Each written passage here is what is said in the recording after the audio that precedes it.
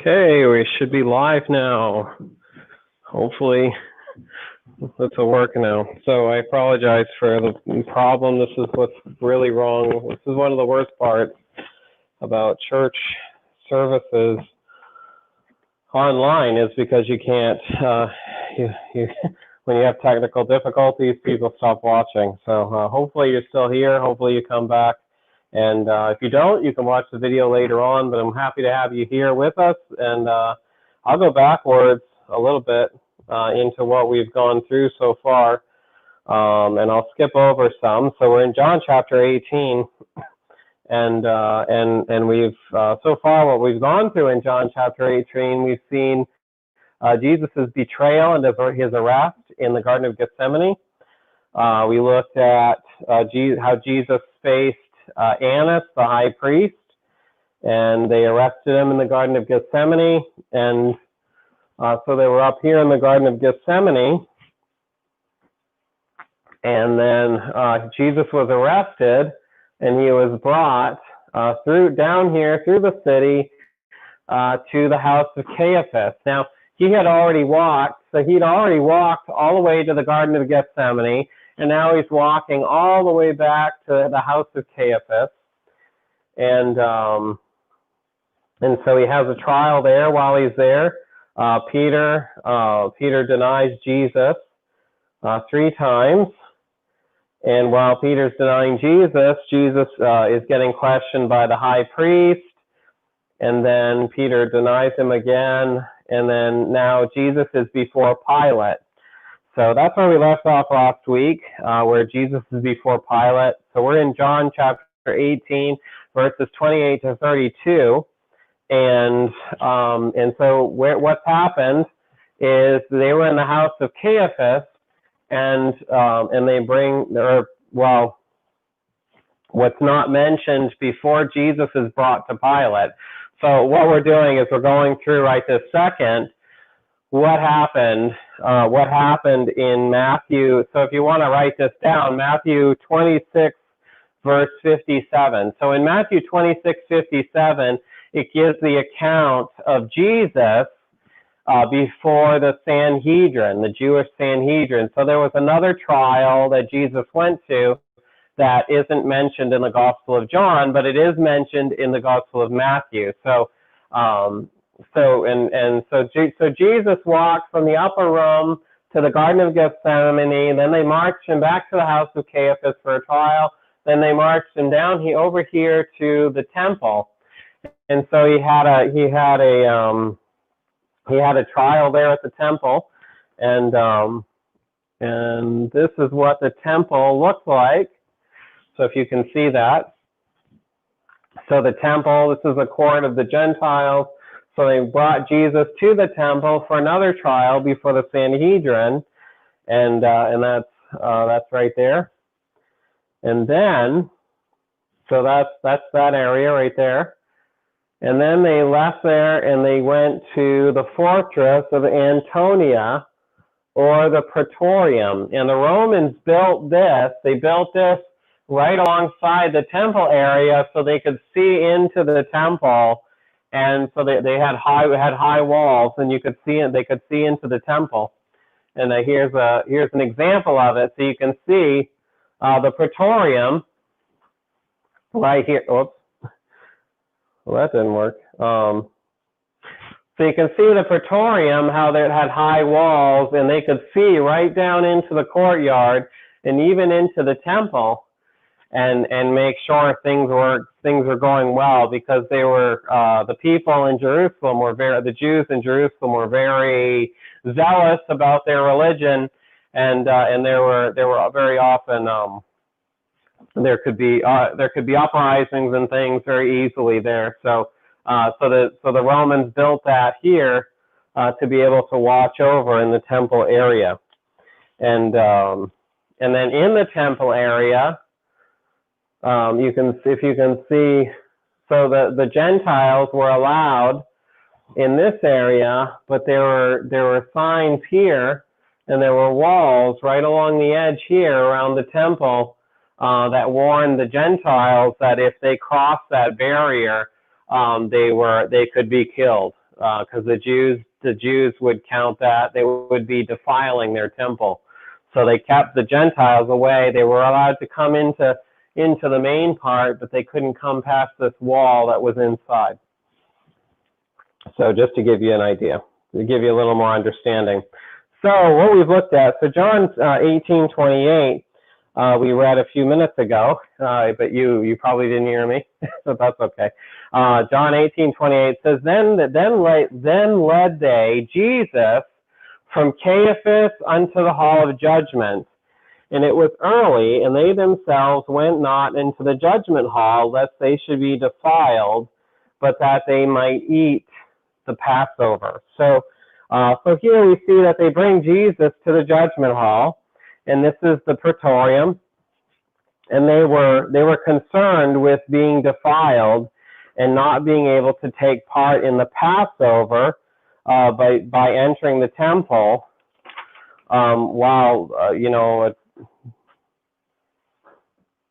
by entering the temple. So they were afraid of being defiled by entering the temple, yet at the same time they're bringing an innocent man and trying to condemn him to death. So this was the Passover, and the Jews, so this was the Passover, and the Jews they were getting their lambs ready for sacrifice, and they were getting the Lamb of God ready for sacrifice in this case. So now, when concerning the Passover, so it says it was the Passover, they wanted to eat the Passover, but this isn't necessarily talking about the Passover lamb, eating the Passover lamb, but it's probably referring to, in the book Things Hard to Be Understood, it says that it's probably not the Passover lamb. It probably refers to the feast which followed the sacrifice of the lamb, and which continued 7 days. The whole feast was called the Passover, so that when the rulers said that they would not be defiled, that they might eat the Passover, they may have meant that they might go on keeping the feast, so they could keep on with the feast during the whole 7 days. So, anyways, the whole point is the praetorium had, because it was Roman, it had Roman gods in it, and the Jews would be, if they had stepped foot into this Roman building where all these gods and goddess statues were, and where they were performing pagan rituals, if they had stepped foot in there, they would have been unclean, and they wouldn't be able to take part in the Passover. They would have had to cleanse themselves for 7 days, which means they wouldn't have been able to be part of the Passover at all. So being the Jewish high priest, they didn't want to defile themselves, so they stayed outside of this praetorium, this Roman judgment hall. So verse 29 goes on. It says, Pilate then went out unto them and said, What accusation bring ye against this man? So Pilate comes out and he asks what they accuse Jesus of. You know what? I was just thinking I should probably write down. Who is Pilate? Who is so. We'll do that next week. So who is Pilate? What is his purpose? Why is he there? Who is Pilate? So that was a question I just thought of that you might ask. But anyway, so if you have any questions about the message, type it into the live chat, and I will try to answer it live. And if I can't answer it live, then I'll try to answer it next week. But I have a question: who is Pilate? Which would be a good question. Which would be a good question for you to ask. So, but I'll ask it for you. So we'll get into. So next week I'll talk a little bit more about who was Pilate. What was he a? Did he fly a plane? Who was he? He didn't fly a plane, but they didn't have planes back then. But who was Pilate? And it's not spelled that way. So verse 30, it goes on. It says, they answered Pilate that if he were not a malefactor, they answered and said unto him, if he were not a malefactor, we would not have delivered him up to thee. So So they tell Pilate that if he wasn't a malefactor means criminal. If he hadn't been a criminal, they wouldn't be bringing him to Pilate. Pilate, in other words, Pilate shouldn't be. In other words, what they're saying to him, in essence, is, why are you questioning us? You shouldn't be questioning us. We're bringing you a criminal. We wouldn't bring him to you if he wasn't a criminal. So you shouldn't be questioning us. So that's what they were upset about, being questioned. But Jesus had done nothing wrong. If you look at Acts 10 verse 38.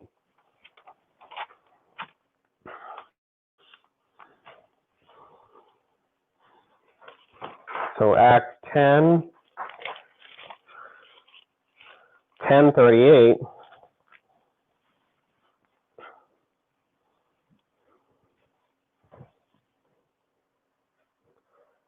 So Acts 10:38, it says, how God anointed Jesus of Nazareth with the Holy Ghost and with power, who went about doing good and healing all that were oppressed of the devil, for God was with him. So God was with him. He went about doing good, and he healed people that were oppressed of the devil. There was nothing to accuse Jesus of. There was nothing that he'd done, absolutely nothing wrong.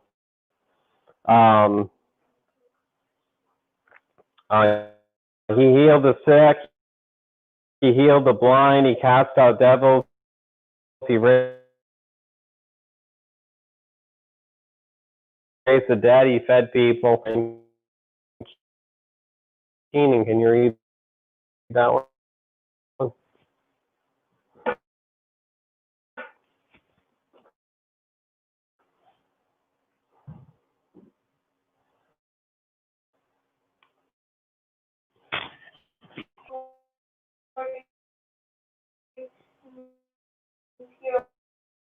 A lot.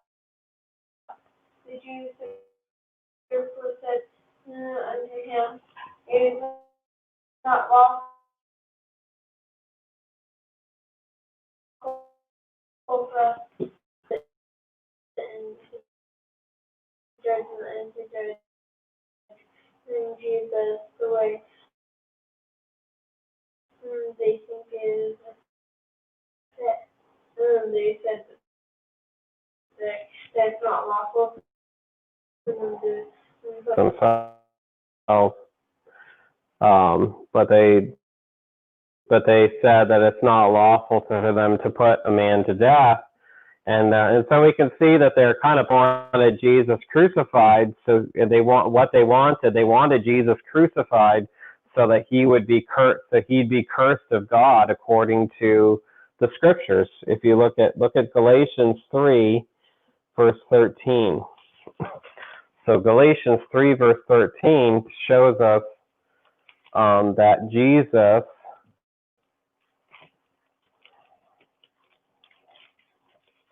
Jesus being crucified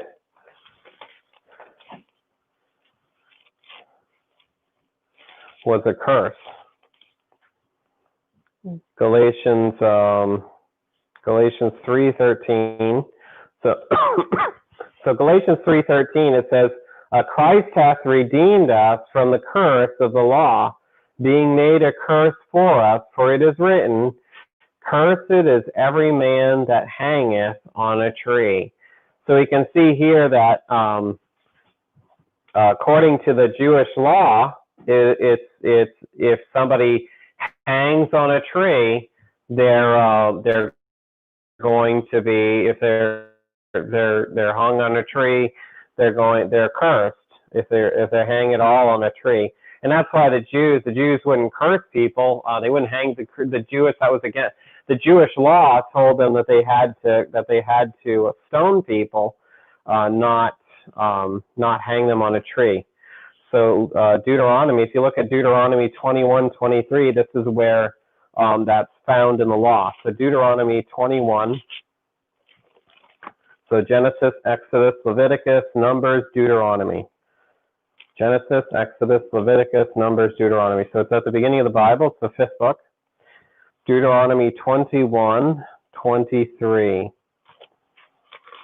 So Deuteronomy 21:23 It says, his body shall not remain all night upon the tree, but thou shalt in any way wise bury him that day, for he that is hanged is accursed of God. And thy land may not be defiled, which the Lord thy God giveth thee for an inheritance. So here it talks about, in Deuteronomy, it talks about somebody being killed on a tree, being a curse. Verse 32, Kendrick. If the fear of Jesus might be fulfilled, which he spake, signifying what that patient died. In the Bible, somewhere, in the Bible somewhere,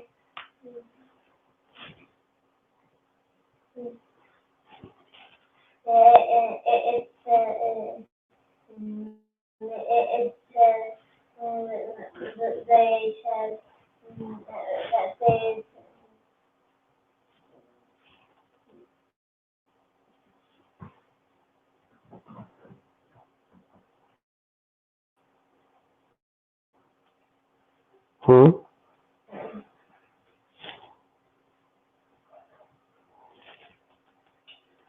What? Well, you don't really understand it. Well, somewhere in the Bible, you were right. Somewhere in the Bible, it tells us that Jesus said what kind of death he was going to die from. And so if you look at John, and we saw this in John 12:32.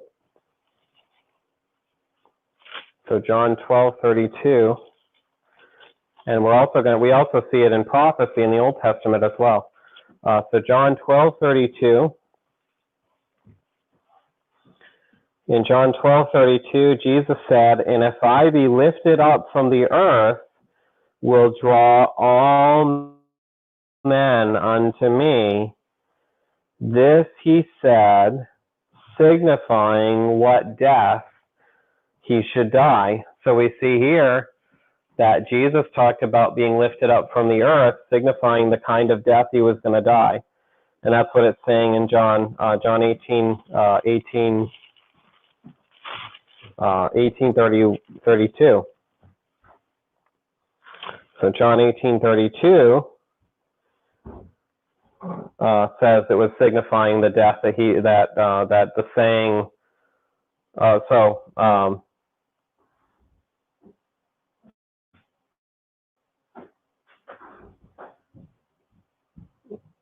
So the Jews couldn't kill Jesus because Jesus needed to be lifted up. Jesus needed to be lifted up from the earth. He needed to be hanged on a tree. And so all of this was working to fulfill God's prophecy. And back in Psalm 20, if you look back in Psalm 22 verse 16, we see the Old Testament prophecy of Jesus' crucifixion. So Psalm 22:16. So if the Jews had executed, all this to say, if the Jews had executed Jesus, they were only permitted to do so by stoning, but their actions and intentions played right into the will of God.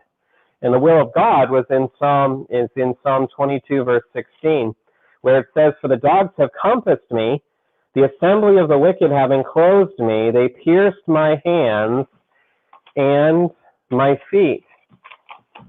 So here in Psalm 22 verse 16, so if you want to read through 22 sometime, it talks about the crucifixion, Psalm 22 does. If you read through it, you'll see a lot of verses that pertain to the crucifixion.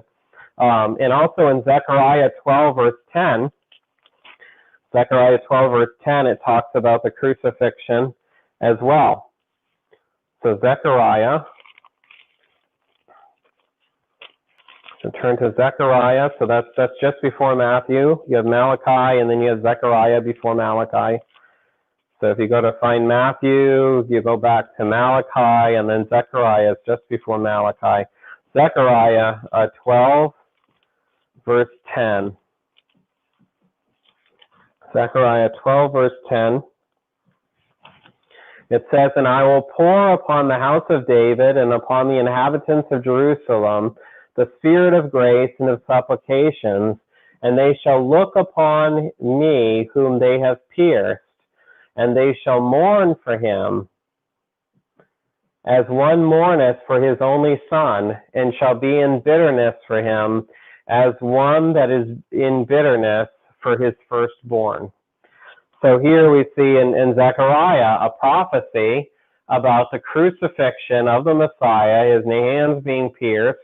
He needed to hang on a tree, and amazingly enough, the death by crucifixion didn't start until around the time Jesus was born, and that's when the Romans invented the death by crucifixion, and it was done away with not too long after.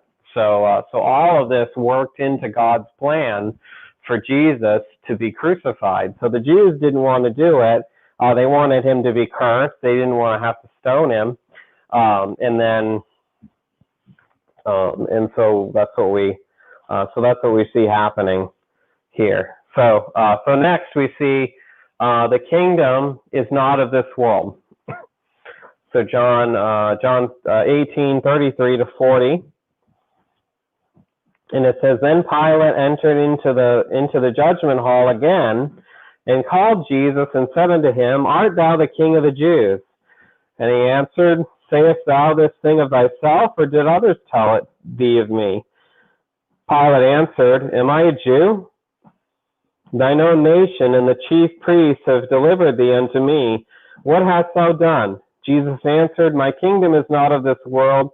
If my kingdom were of this world, then would my servants fight, that I should not be delivered to the Jews. But now is my kingdom not from hence, or not from here. Pilate therefore said unto him, Art thou a king then? Jesus answered, Thou sayest that I am a king. To this end was I born. For this cause came I into the world, that I should bear witness unto the truth. Every one that is of the truth heareth my voice. Pilate saith unto him, What is truth? And when he had said thus, he went out again unto the Jews, and said unto them, I find in him no fault at all. But ye have a custom that I should release unto you one at the Passover. Will ye therefore that I release unto you the King of the Jews? Then cried they all again, saying, Not this man, but Barabbas. Now Barabbas was a robber. So Callie, can you read? Oh, sorry, I should have been going through this. But so Callie, can you read 33? So here we see the accusation in verse 28 to 32. The accusation was that Jesus had called himself a king, and had made himself the King of the Jews. And then we see in verse 33, we see the beginning of Jesus' examination. So Jesus is being examined by Pilate. Verse 33, Kelly. Then Pilate entered into the judgment hall again, and called Jesus, and said unto him, Art thou the King of the Jews?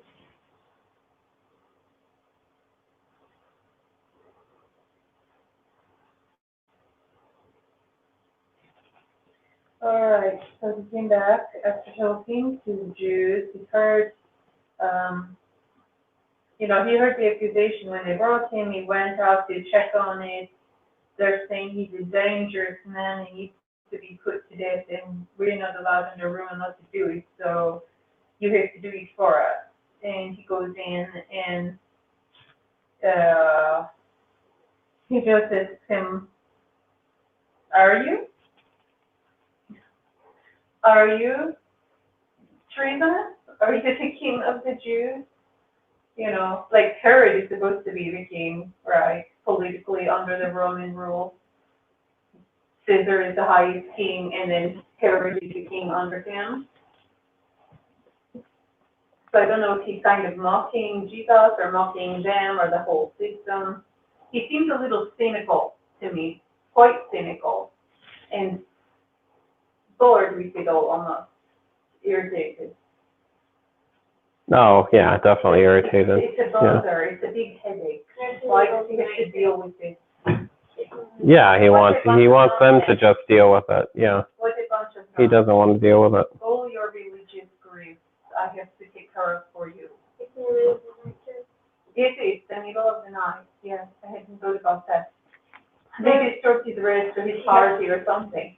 And the sky's blue. Yes, the sky's blue. Yeah, the sky's blue in the picture. Yeah, so Pilate doesn't really, he doesn't really want to have anything to do with this, but they're forcing him to have to deal with Jesus. So he asked him if he is the King of the Jews. In verse 34, Keith.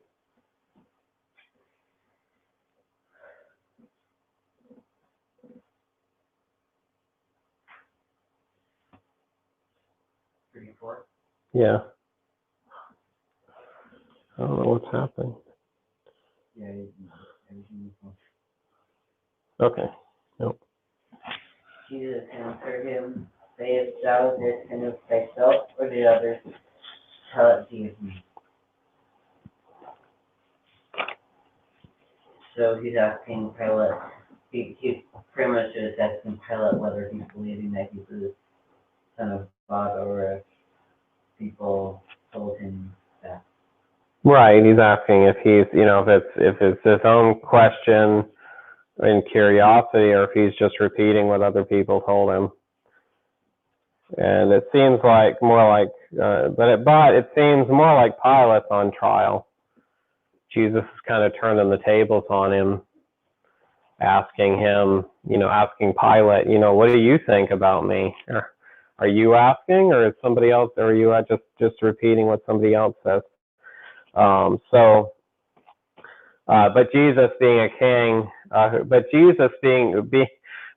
would have been amusing to them, Jesus being a king. He rode into Jerusalem on a donkey. He was cheered by peasants before this. And that would have been an absolute joke to the Romans. The fact that this supposed king, came marching into Jerusalem on a donkey, with peasants cheering him on. So yeah, and so Pilate, he'd never met anyone like Jesus before, and he's going to end up fearing Jesus by the end. We'll see that next week probably, but no Roman governor could ignore the charge of someone claiming to be another king. He was probably astonished that this king was so obviously poor, and there was nothing about Jesus that would suggest the accusation was true, that Jesus was a king. He had no fierce traits about him. He had no patriotism like other liberators or insurrectionists had. He was just some new religious leader who did good, who just went around doing good, and people called him his king. His cute little guy over here that rides a donkey, and the peasants love him. He wasn't impressed. He wasn't in awe, but but here he's the Jews are all upset about this, and they're forcing him to have to deal with it. Verse 30, or they're forcing him to have to deal with it. Verse 35, it says, Pilate answered, "Am I a Jew? Thine own nation and the chief priests have delivered thee unto me. What hast thou done?" So Pilate asked Jesus, "Am I a Jew?" He tells Jesus that it was the religious leaders who brought Jesus to him. Pilate didn't come and get Jesus. The Romans didn't come and arrest Jesus. They had Roman soldiers come and help them, but the Romans didn't themselves. They weren't the ones that sent them there. He was probably getting the sense that he was being used by Caiaphas. But Pilate, he handles the situation delicately, and perhaps he'd heard about the arrest. Perhaps he'd heard, or most likely had heard about the arrest, because he would have had to sanction the soldiers. But he probably knew about the arrest. He probably knew about the soldiers falling down. He probably knew about everything that happened. And so, so that's that. Verse 36, it says, Jesus answered, my kingdom is not of this world. If my kingdom were of this world, then would my servants fight, that I should not be delivered to the Jews. But now is my kingdom not from hence or here. So his kingdom is not from here. So Jesus didn't hide the fact that he was a king. He tells Pilate that his kingdom is not from earth. If it were from earth, then his servants would be fighting for him, but they don't, because his kingdom's not from earth. And Jesus said something similar to Peter earlier when he was arrested in the garden. Jesus said something similar to Peter earlier when he was arrested in the garden, as recorded in Matthew 26. So look at Matthew 26, verse 53.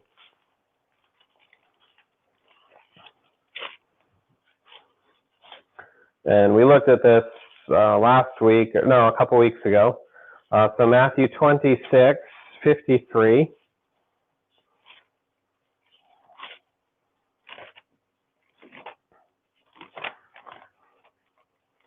Matthew 26, 53.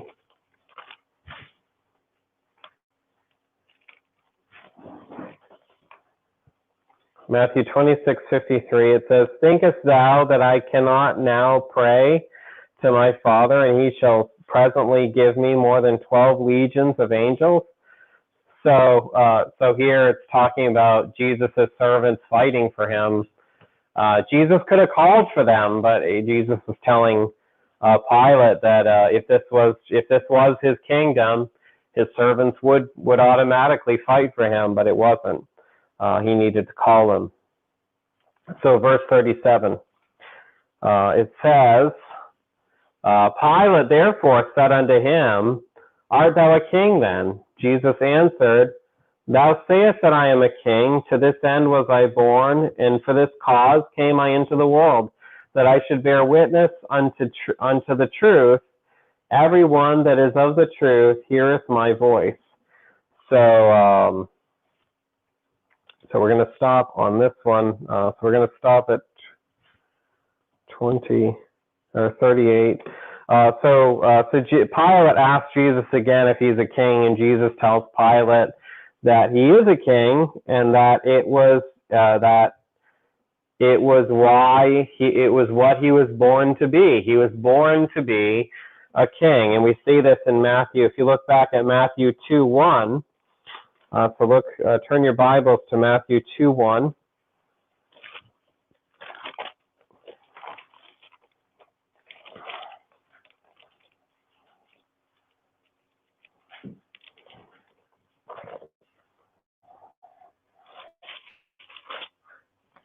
So Matthew 2, verse 1. So Matthew 2:1, it says, 1-6, it says, now when Jesus was born in Bethlehem of Judea, in the days of Herod the king, behold, there came wise men from the east of Jerusalem, saying, where is he that is born King of the Jews? For we have seen his star from the east, and are come to worship him. When Herod the king had heard these things, he was troubled, and all Jerusalem with him. And when he had gathered all the chief priests and scribes of the people together, he demanded of them where Christ should be born. And they said unto him, in Bethlehem of Judea, for thus it is written by the prophet, thou Bethlehem in the land of Judea art not the least among the princes of Judah, for out of thee shall come a governor that shall rule my people. So Jesus was born. He was born for the purpose. So Jesus was born to be king. He was born for the purpose of proclaiming the truth. And everyone that loves the truth recognizes Jesus for what he is. That he is the king, that he is God in the flesh. So, and that was Jesus' purpose. He was born to be a king, and he was born for the purpose of proclaiming truth. And if we love the truth, or if anyone that loves the truth recognizes Jesus for what he truly is. So next week we'll go on with John 18:38, and we'll get into John 19 next week. So and we'll get into the crucifixion, and I have some things ready. I've been studying it this week, and I apologize for the technical difficulties we had. I'm not sure what the issue was. I did some fixing with the internet lately, and it may have been something that occurred with that, but I'm not sure. But I appreciate you bearing with us. And next week hopefully we won't have the same issue, but this is the problem with doing church online. If you were here, we wouldn't have if people were here, if we were meeting together without the lockdown, we wouldn't have internet issues, at least not here. So I'm glad you were here with us. I'm glad you joined us. If you have any questions, if you have any needs, if you have any concerns, please let me know. And please give me a call, give me a ring, give me a text, give me an email. And if you have any prayer requests, please send them along. And I guess we'll meet. So be sure to be here. Be back on Sunday at 10:30. We have our Sunday Bible class. And then 11:30, we have our Sunday service. And I'm excited about that. We've been preparing something special for those days, and you won't want to miss it. So I hope to see you then. So, and have a good week, and be kind to everyone, because everyone is having a tough time. Thanks for joining us. Oh, soul, are you weary and troubled? No light in the darkness you see. There's light for a look at the Savior, and life more abundant and free. Turn your eyes upon Jesus, look full in his wonderful face, and the things of earth will grow straight.